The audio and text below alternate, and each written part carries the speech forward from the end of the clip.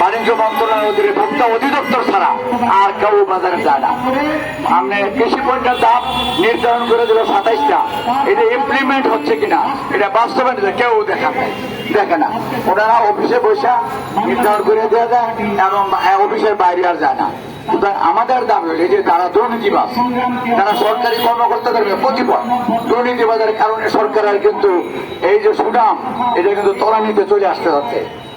সরকারকেও আমরা বলতে চাই, এই দুর্নীতিবাজদের বিরুদ্ধে আপনি সংবাদ ছাড়েন, আপনি এই দুর্নীতিবাদ ব্যবসায়ীদের সংবাদ ছাড়েন, আপনি ভোক্তাদের সঙ্গে আছেন, আমরা আপনাদের সঙ্গে আছি। কারণ পানি নাম জীবন, সেই জীবন কেউ কিন্তু আমাদের দেশে আমেরিকা থেকে পানি না খায়, তার কথা ভিন্ন। আমরা ওই পানির কথা বলছি না। ওয়াসার হুজুর, বড় হুজুর যিনি ওয়াসার তাসকিন সাহেব, ওনার 3টা মামলা করছে, 3টা। উনি কয়েকটি প্রতিষ্ঠান বলে উনি বেতন হয় 6,25,000 টাকা। উনি 6,25,000 টাকা নেয়, তার কর্মচারীদেরকে উনি ইনসেন্টিভ দেয়, পারফরমেন্স বোনাস দেয়। আরে কয়েকটি প্রতিষ্ঠানে পারফরমেন্স বোনাস করতে আসে, এগুলো আমার টাকা, আপনার টাকা, এই পানি এইভাবে তারা পানির দাম বাড়াবার কথা কিন্তু এই যে ওয়াসার পানির দাম বাড়াই দিচ্ছে অলরেডি 4 মাসে, 2 বছরে জুলাই রাখতে আমরা মানি না।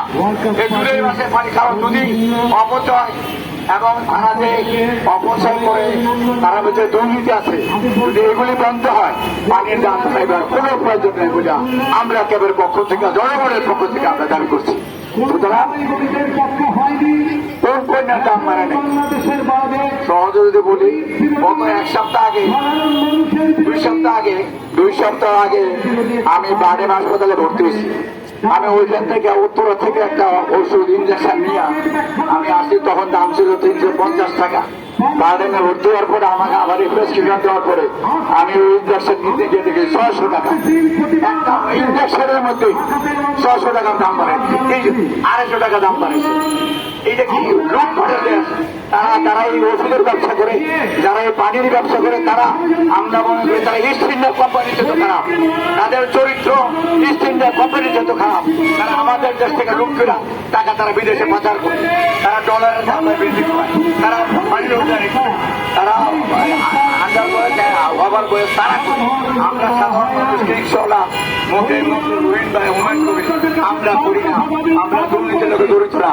যারা জড়িত সরকারের কাছে আমাদের অনুরোধ থাকবে তাদেরকে আইনের আওতায় নিয়ে তাদেরকে দৃষ্টান্তমূলক শাস্তির ব্যবস্থা করে, তাহলে অবশ্যই দুর্নীতি কমে আসবে এবং আমরা তারা সাধারণ মানুষ আমরা এর সাথে আমরা কিছু স্বস্তি পাবো।